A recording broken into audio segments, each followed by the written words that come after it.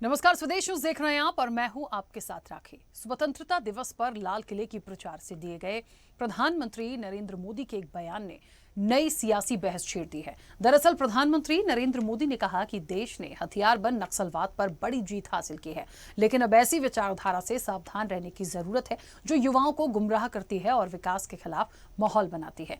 PM Modi के इस बयान के बाद नक्सलवाद का सबसे ज्यादा दंश झेलने वाले छत्तीसगढ़ में भी सियासत तेज गरमाई हुई है। सरकार और विपक्ष आमने सामने है। मुख्यमंत्री विष्णुदेव साय और उप मुख्यमंत्री अरुण साव ने प्रधानमंत्री के बयान का समर्थन करते हुए नक्सली विचारधारा को भी समाप्त करने की जरूरत बताई है। तो वहीं कांग्रेस ने इसे अभिव्यक्ति की आजादी, देश के युवाओं, छात्रों और जेनजी का अपमान बताया है। अब इस मुद्दे पर सबसे बड़ी बहस यही है, कौन है दिमागी नक्सली। ऐसे में सवाल यही है कि क्या दिमागी नक्सल वास्तव में वैचारिक नक्सलवाद के खिलाफ चेतावनी है या फिर विपक्ष और सरकार के बीच नई राजनीतिक बहस का हथियार। विस्तार से करेंगे चर्चा, उससे पहले देखिए ये रिपोर्ट।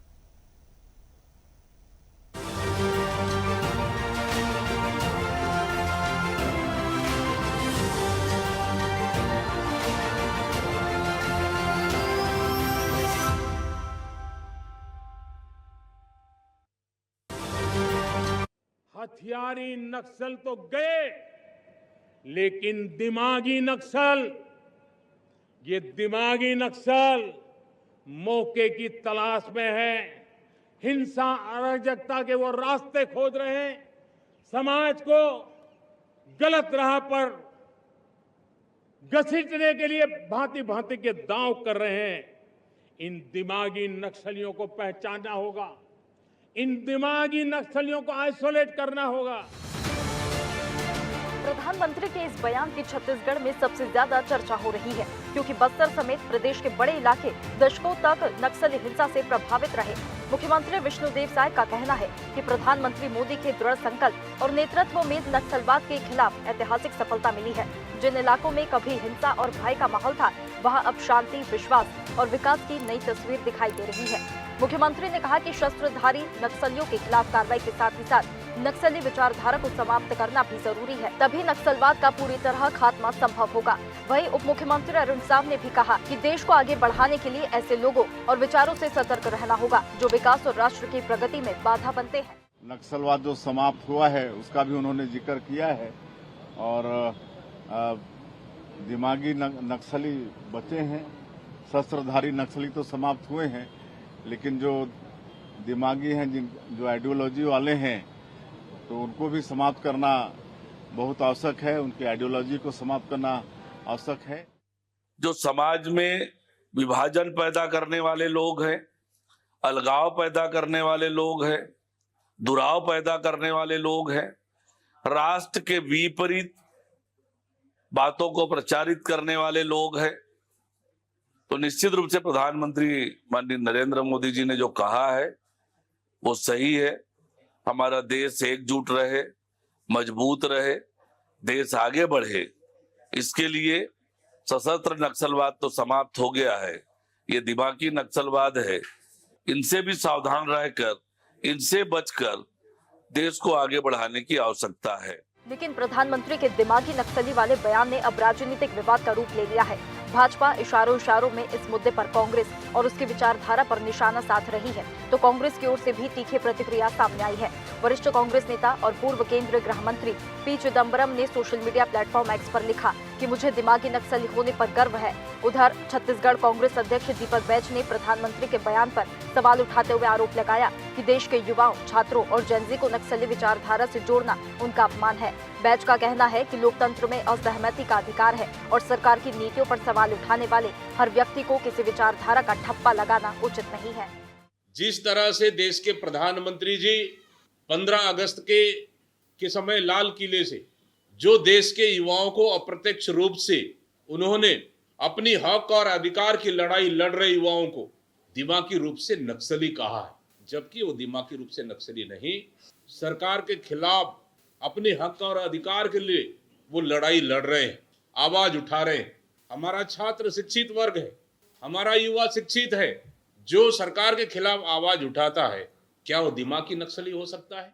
बहरहाल अब पीएम मोदी के बयान के बाद सोशल मीडिया प्लेटफॉर्म इंस्टाग्राम पर कॉकरोच जनता पार्टी यानी सीजेपी के बाद अब दिमागी नक्सली पार्टी नाम से बना एक नया अकाउंट रातों रात सुर्खियों में आ गया है। इस अकाउंट ने महज 24 घंटे में 1.7 लाख से अधिक फॉलोअर्स हासिल कर लिए हैं। ऐसे में सवाल अब सिर्फ जंगलों में बंदूक थामे नक्सलियों का नहीं, बल्कि विचारधारा, असहमति और लोकतंत्र की सीमाओं को लेकर भी है। लेकिन प्रधानमंत्री के बयान ने एक नई राजनीतिक और वैचारिक बहस छेड़ दी है, जिसके बाद सवाल यही है कि आखिर दिमागी नक्सली कौन। ब्यूरो रिपोर्ट, स्वदेश न्यूज, रायपुर।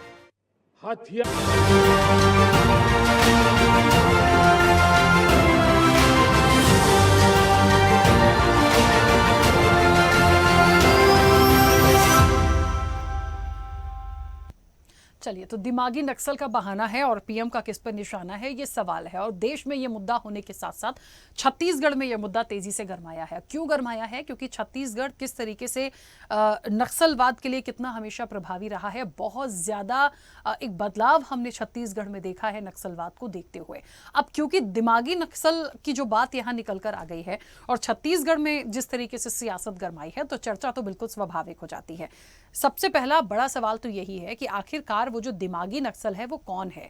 यदि पार्टी ये कहती है कि जो अलगाववादी हैं या जो विभाजन की राजनीति करते हैं, जो इस तरीके से बात करते हैं, वो अलगाववादी हैं, तो कौन? क्या पूरा विपक्ष या पर्टिकुलर कोई एक पार्टी? ये एक सवाल है। हम चर्चा पर चलेंगे। मेहमान जुड़े हैं, सबसे पहले आपका परिचय करा दें। भारतीय जनता पार्टी का पक्ष रखेंगे संतोष दास। संतोष जी, बहुत स्वागत चर्चा में जुड़ने के लिए। कांग्रेस का पक्ष रखेंगे विनय शुक्ला। विनय जी, आपका भी बहुत स्वागत है। मैं चर्चा की शुरुआत सबसे पहले संतोष जी आपसे करूंगी। मुझे सुन पा रहे हैं? राखी जी। संतोष जी जी, राखी जी बताएं। हाँ, संतोष जी, सीएम विष्णुदेव साय को मैंने सुना, वो कह रहे हैं कि जो शस्त्रधारी नक्सली हैं उनका खात्मा हो गया। दिमागी नक्सल हैं वो इस चीज़ का समर्थन कर रहे हैं। उप मुख्यमंत्री हैं अरुण साहब, वो भी समर्थन कर रहे हैं क्योंकि पीएम मोदी ने कहा।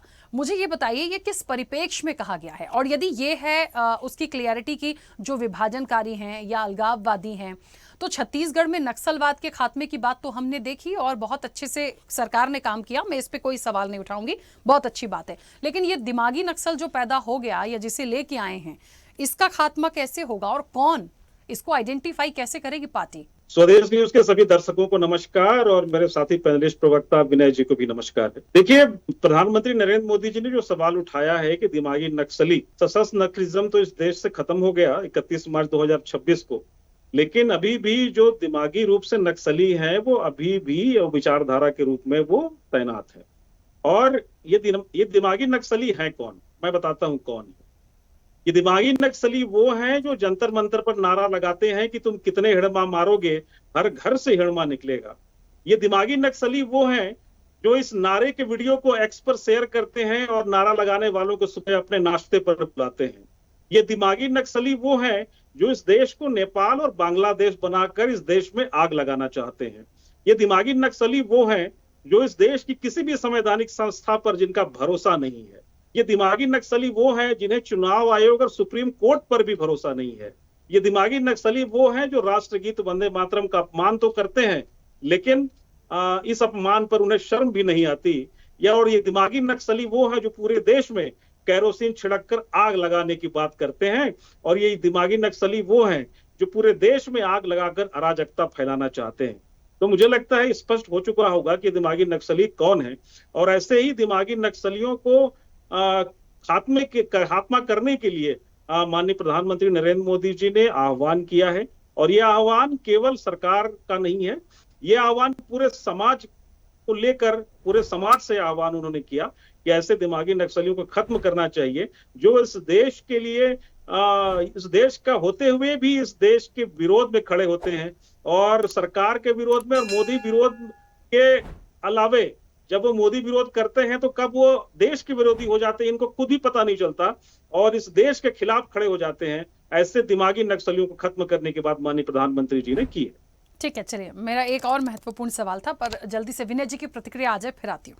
विनय जी, मुझे सुन पा रहे हैं? जी जी, सुन पा रहा हूँ। विनय जी, मैं आपसे यदि ये पूछूं कि पी चिदम्बरम जी ने तो बहुत अच्छे से, बहुत क्लियरिटी के साथ एक्सेप्ट कर लिया कि हाँ, मुझे गर्व है दिमागी नक्सली होने पर या दिमागी नक्सल होने पर, तो क्या मैं ये मान लूं कि जो देश के प्रधानमंत्री का वक्तव्य है या जो उनका कहने का इशारा है वो विपक्ष की तरफ है या कांग्रेस की तरफ है? क्योंकि जो कह रहे हैं कि जंतर मंतर पे तो भाई देखिए ऐसा है, कौन था ये हमें भी पता है। बहुत सारे एग्जाम्पल अभी संतोष जी दे रहे थे, अब उसमें से पर्टिकुलरली क्लियरिटी से उन्होंने बात नहीं करी, लेकिन जितना मैं समझ पा रही हूँ, जितनी बातें हैं तो क्या मैं मानूं कि विनय जी दिमागी नक्सल हैं? देखिए, सबसे पहले राखी जी आपको, आपके दर्शकों को और संतोष भाई को नमस्कार करता हूँ।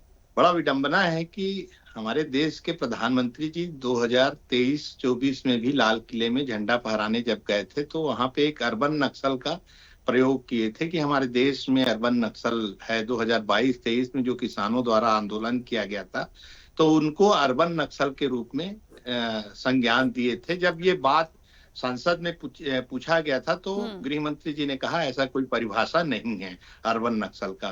देखिए, प्रधानमंत्री जी का मानसिकता मुझे समझ में नहीं आता। मुद्दे को भटकाने के लिए वो लाल किले से जो बयान देते हैं, मुझे लगता है कि स्वयं प्रधानमंत्री जी को नहीं पता रहता कि मैं क्या बयान दिया जा रहे हैं। हमारे देश के प्रधानमंत्री हैं, बहुत सम्माननीय हैं, उनकी बातें लोगों तक जाती है और सुनते भी हैं, कई लोग फॉलो भी करते हैं। उनकी जो बातें हैं कि दिमागी नक्सलवाद को हमको खत्म करना है। देखिए, उनके पास सारे चीज के जो सारे विभाग के एथराइज्ड है, वो सभी लोग जो सीडी, सीबीआई, ईडी जितने विभाग हैं उनके, वो प्रधानमंत्री के अंडर में आते हैं। प्रधानमंत्री जी चाहेंगे तो सबको चिन्हांकित कर सकते हैं। उनके लिए जब वो बोल रहे हैं कि हम नक्सलवाद सशस्त्र रूप से खत्म कर दिए, मुझे नहीं लगता कि उनकी जो भाषा में वो नक्सलवाद खत्म किए हैं, कागजों में जरूर खत्म किए हैं। नक्सलवाद अभी भी हमारे देश में है और छत्तीसगढ़ में तो हमारे जो शीर्ष नेता नक्सलवाद से अपनी जान गंवाई है, शहादत दी हैं, उसको भुलाया नहीं जा सकता। सबसे पीड़ा तो कांग्रेस पार्टी को है। अगर नक्सलवाद खत्म हो जाता है तो हमको बहुत खुशी होगी।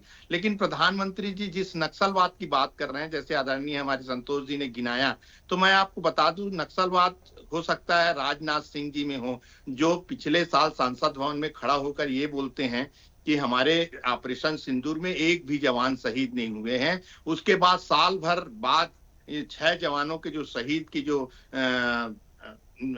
शहीद बताए थे, तो ये झूठा जो बातें किए हैं वो नक्सलवाद को जन्म देता है। उनके आपस में जितने भी नेता हैं, सांसद हैं, जो झूठ बोलने का काम करते हैं, बराबर देश को छलने का काम करते हैं, मुद्दे को भटकाने का काम करते हैं, वो नक्सलवाद हो सकते हैं, जिसको बहुत जरूरी है कि हमारे प्रधानमंत्री जी उनको चयनित करे और दंड दे, क्योंकि उनके पास पावर है। और जितने जल्दी हो सके ऐसे नक्सलवाद को खत्म करे जो झूठ से चालू होता है, जो कागजों से चालू होता है और दूसरे को दोषारोपण करने का काम करते हैं। यही भारतीय जनता पार्टी है कि आप जितने भी जो भ्रष्टाचार नेता हैं उनको अपने पास बुलाती है, वॉशिंग मशीन में डालती है और क्लियर कर देती है, साफ सुथरा बना देती है। हमारे देश के प्रधानमंत्री हैं, होना भी चाहिए, ऐसी बात कहना चाहिए कि हम दिमागी नक्सलवाद को खत्म करेंगे, चिन्हांकित कीजिए और अपने सीबीआई, ईडी और जितने भी जो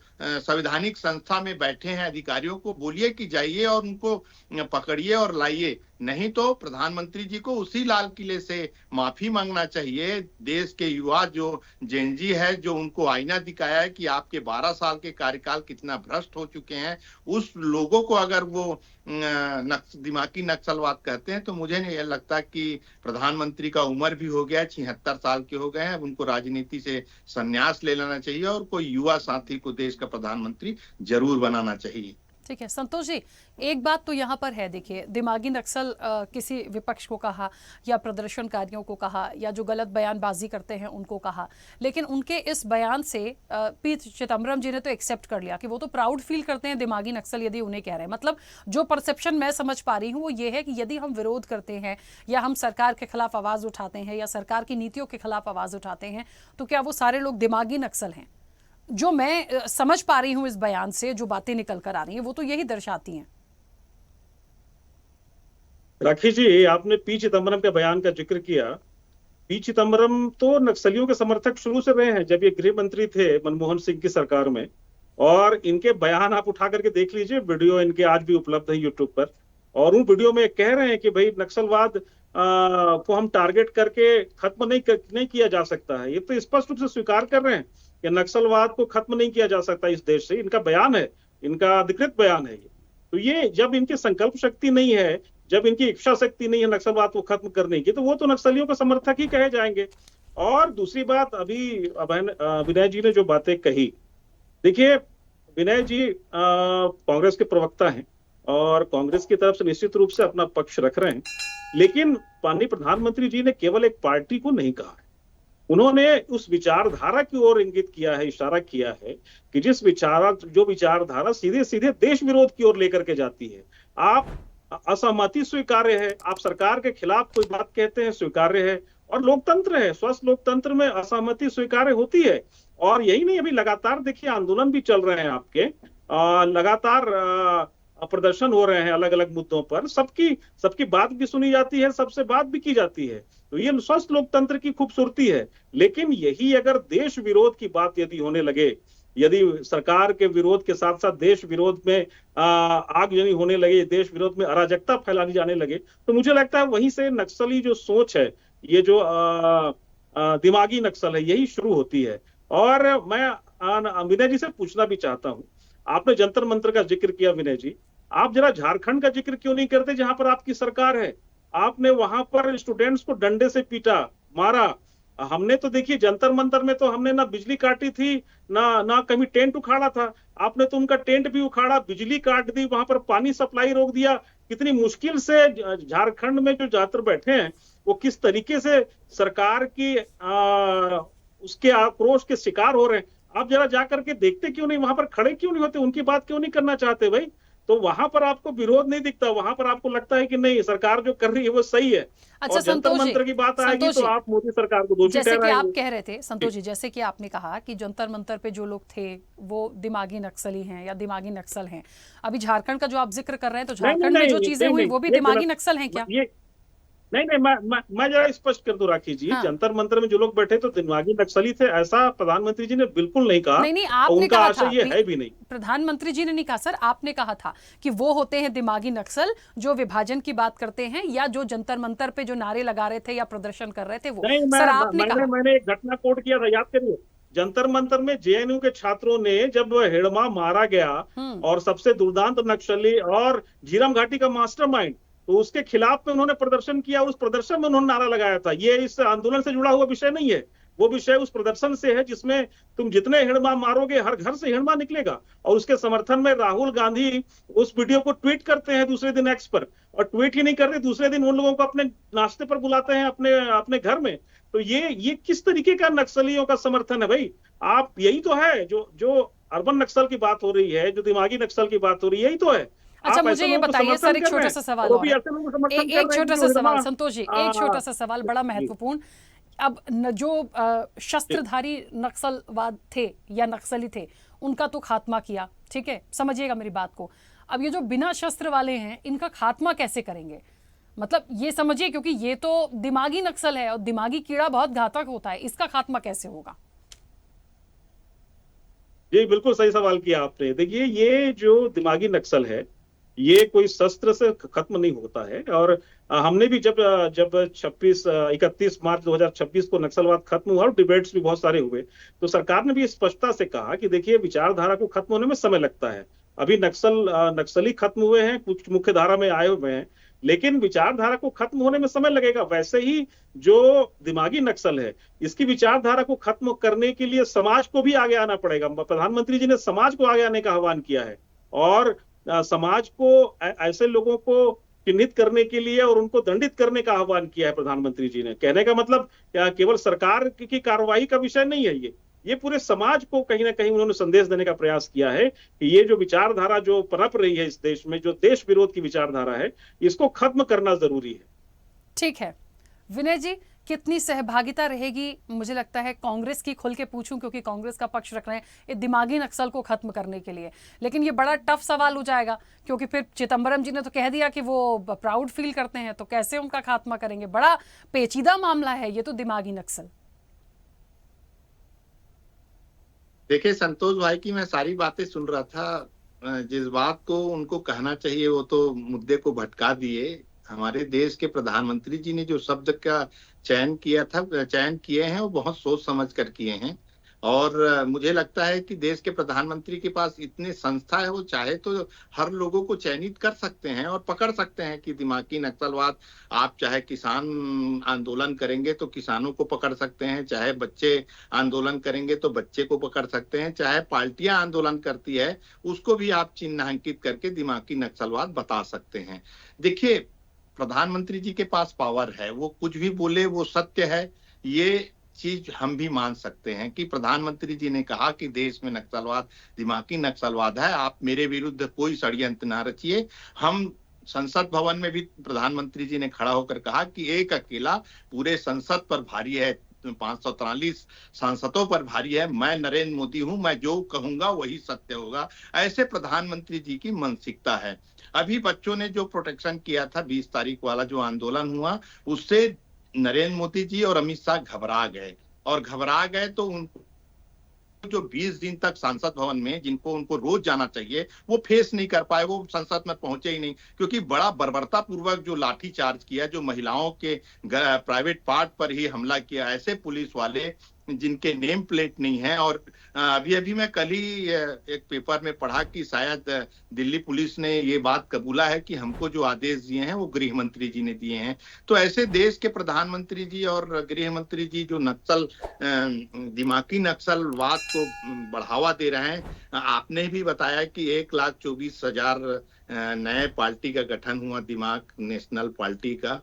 तो हमारे देश के प्रधानमंत्री जी अच्छी जगह जा रहे हैं, बिल्कुल करना चाहिए। हमारा जो काम है विपक्ष में होने के नाते, हमको इस बात का बिल्कुल गर्व है कि अगर गरीब को जरूरत है तो हम गरीब के साथ हैं, अगर स्टूडेंट की जरूरत है तो हमारे देश के लीडर आदरणीय राहुल गांधी उनके साथ खड़े हैं। हर वो मुसीबत जहां पे प्रधानमंत्री से लोग जो डरते हैं, जो भ्रष्टाचारी के नाम पर बढ़ावा दे रहे हैं हमारे देश के प्रधानमंत्री, उनके विरुद्ध हमारे नेता खड़े हुए हैं। और मुझे गर्व है, अगर मेरे पार्टी के कोई लीडर ये कहते हैं कि मुझे गर्व हो रहा है दिमागी नक्सलवाद होने का, तो मुझको लगता है कि हम पूरे कांग्रेस पार्टी को गर्व होना चाहिए कि हम नक्सलवाद हैं, और हमारे ऊपर प्रधानमंत्री जी बिल्कुल कार्रवाई कर सकते हैं, हमको जेल के अंदर डाल सकते हैं, क्योंकि वो तानाशाही प्रधानमंत्री है। इस देश में ऐसे प्रधानमंत्री हमको जो लाल किले में इस बार 75 मिनट का संबोधन किए थे, पिछले बार 103 मिनट का संबोधन किए, और 2023 में 80 मिनट का संबोधन किए, 2022 में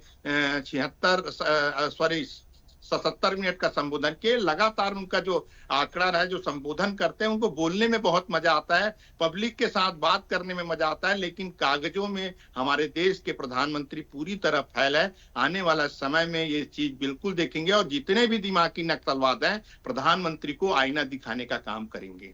ठीक है, तो मुझे ऐसा लगता है कि संतोष जी कितना ही ये बात कह ली जाए कि पूरे समाज को एक मैसेज देने का प्रयास है, लेकिन बयानों से, और चाहे मैं विष्णुदेव साय के बयान की करूं, चाहे मैं अरुण साहब के बयान की करूं, या मैं देश के प्रधानमंत्री नरेंद्र मोदी के बयान की करूं, ये बात तो साफ समझ में विपक्ष को आ गई है कि आपने कहीं ना कहीं निशाना उन पे ही लगाया है, और वो बहुत प्राउड के साथ एक्सेप्ट कर रहे हैं कि यदि ये सारी चीजें हैं तो आप दिमागी नक्सल को खत्म करिए, यानी हम सब विपक्ष का खात्मा करिए, जेल में डालिए, वो तैयार हैं, वो अब एक्सेप्ट कर रहे हैं इस चीज को।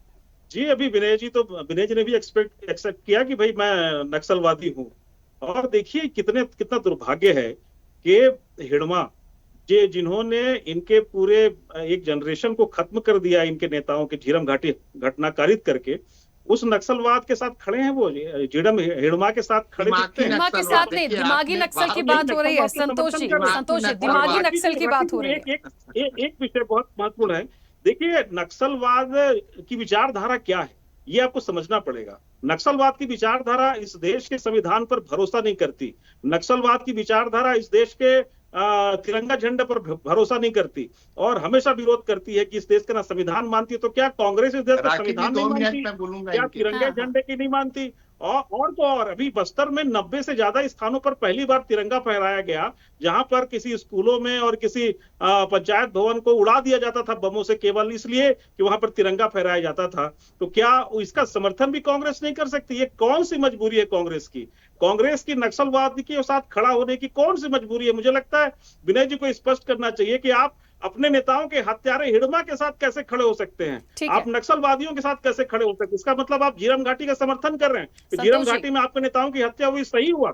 आप है। ये कहना क्या चाहते हैं? आप संतोष स्पष्ट जी, करिए। विनय जी इसका जवाब देंगे, लेकिन क्योंकि इस चर्चा को मैं कंडक्ट कर रही हूं, एक बात बोलूं, हमने शस्त्रधारी नक्सलवाद की बात नहीं कही, दिमागी नक्सल की बात कर रहे थे। मुझे नहीं लगता हिडमा का या उनके जो नेताओं को खोया उन्होंने उन नक्सलवाद का वो समर्थन करेंगे। राखी जी, दिमागी नक्सलवाद की सोच भी वही है। जो लोग समर्थन करते हैं अर्बन नक्सल, उनकी सोच भी इस देश के संविधान के प्रति आस्था नहीं है। ये स्पष्ट रूप से आप जरा अपने अपने मत हो सकते हैं सर, अपने अपने मत हो सकते हैं, पढ़िए तो समझ में आ जाएगा उनके विचार में। ठीक है। हाँ विनय जी प्लीज बोलिए जल्दी से। जी, मैं इतना ही कहना चाहता हूं साथी प्रवक्ता से कि जो देश के आरएसएस के संस्था 52 साल से अपने यहाँ देश की झंडा नहीं फहराया, वो कांग्रेस पार्टी को नसीहत देते हैं।